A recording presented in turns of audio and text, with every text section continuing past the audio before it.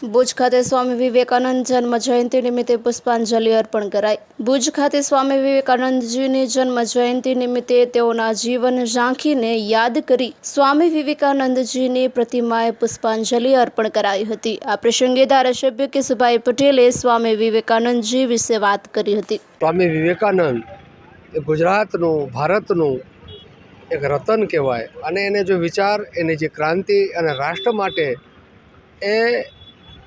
એ ઓછું જીવ્યા પણ હજારો વર્ષ જીવ્યા જેવું એનું કામ હતું।